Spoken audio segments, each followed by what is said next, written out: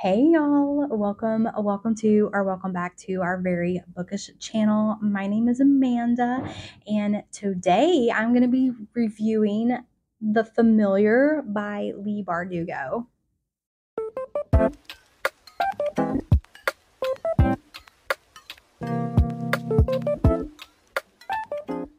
So today I'm filming in a library. So you might hear some noises, some background noise, some kids or some bangs or something, but I'm trying to use my mic so you guys can hear me. Hopefully you can hear me good and you can understand everything I'm saying. But I was so excited to get this ARC. It's a digital ARC. It wasn't a physical ARC, but I couldn't believe it when I got approved on Eldwis for this book because I love Leigh Bardugo. So just want to preface that with I have read two of her books, and I have read Six of Crows, and I have read Ninth House, and I adore both those books. So I was already a fan of Leigh Bardugo. So when I got this advanced reader copy, I was over the moon. I can't wait for this book to come out. I can't wait to go out and buy my own hard copy. It is going to have some black sprayed edges. So when we will get to that, we will talk about the cover. But first, I want to say thank you so much to Eldwis and the publishers for gifting me this advanced digital copy of this book. So the cover. I am not a huge fan of this cover. I do think it is fitting for the book.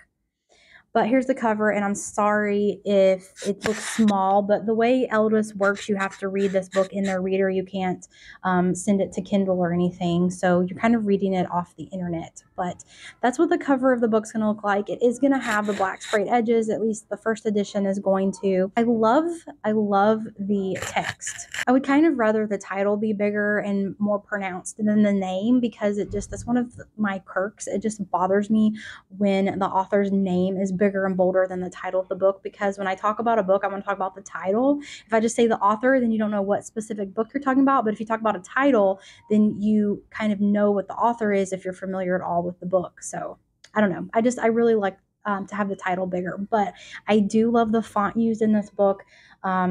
The hand with the chain and the scorpion, like, looking at this book, you're dealing with like very old Spanish type story, a historical fiction type story. And it does fit the vibe of this book.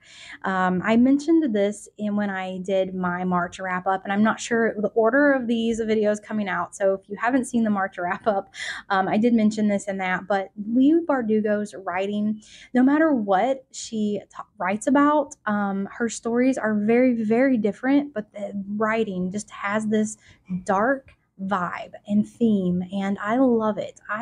Like, Six of Crows was a fantasy novel about a ragtag band of people that come together for a common cause, and Ninth House was dark academia.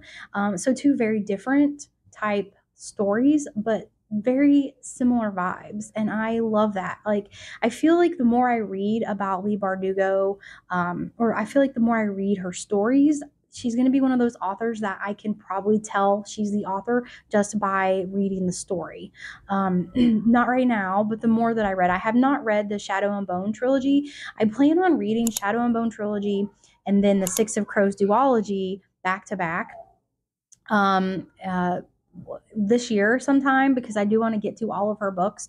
But I feel like the more you read her books, she's just one of those authors that you can read and know who the author is just by the vibe of the book. So I enjoyed it. In this book, you're following Luzia, and I have to look at my notes because the names are hard for me. But in this book, you're following Luzia, and she is a maid. She's very poor. She has nothing. In fact, there's a part of this book where she realizes, like, she has literally nothing but the clothes on her back. And but she does have a little bit of magical ability. And as she's working as a maid in this house, she uses her magical ability sometimes to fix things here and there. In the very beginning of the book, she uses it to fix a burnt piece of bread. So she burnt the bread, and instead of like showing it to the mistress of the house and risking her wrath, she decides to use a little bit of magic to fix the bread. What she doesn't know is that the mistress of the house had seen the burned bread before she fixed it. So when she fixed it, and then the mistress saw it as a perfectly good piece of bread, she thought something was weird. And she ends up paying more attention to Luzia and discovers her secret. And Luzia has been very, very cautious her entire life to hide the fact that she can do some magic, because the magic that she has is from her Jewish heritage. She is half Jewish. And at this point in time, I don't know, I think this is 15th century Spain, but at this point in time, the Jewish people were very persecuted and could be, beaten, if not killed on sight by the reigning entity that is reigning over the Spain right now. So she's very, very cautious to hide her magic and hide her heritage. And once her magic is discovered, the mistress decides to use her. She uses the magic to entertain people and throw these parties to make people like her parties and like her, and kind of raise her standing in this community.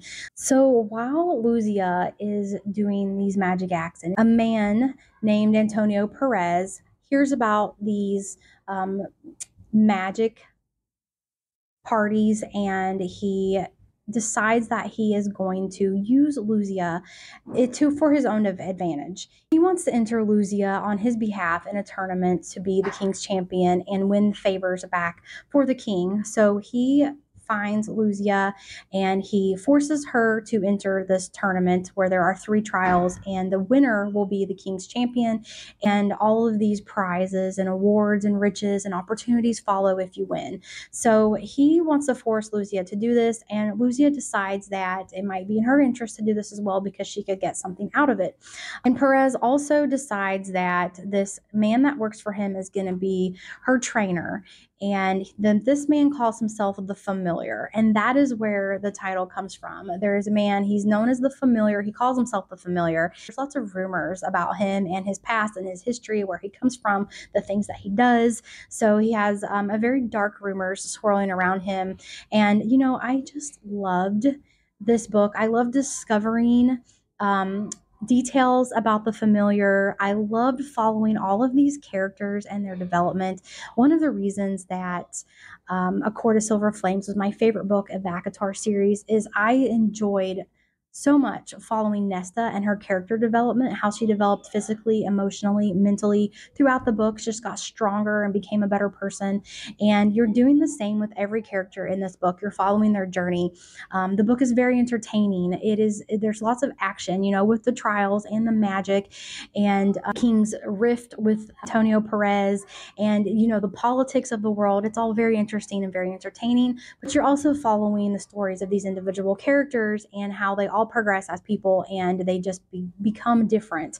And I just enjoy that so much throughout books. And the ending of this book is amazing. I can't even talk about how perfect the ending is. Sometimes you read books and you're just let down. Like, you get to the end and you're just like, or you're like, what the heck happened? Like, let me reread this again. But this ending was not like anything like that. It is just perfect.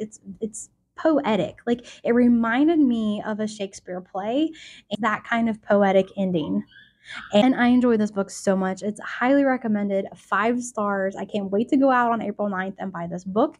And if you guys pick up this book and read it, please let me know what you think. There is a Discord that I follow where they are reading this book in June, and I cannot wait to participate in some of those conversations and hear people's thoughts and feelings about this book. That is one thing about reading ARCs, is it's hard. You can't talk about this book with anybody, and it is hard to kind of get a vibe for what everyone else is thinking. So, but I love this book, and I hope you guys all go out, pick this up, and enjoy it.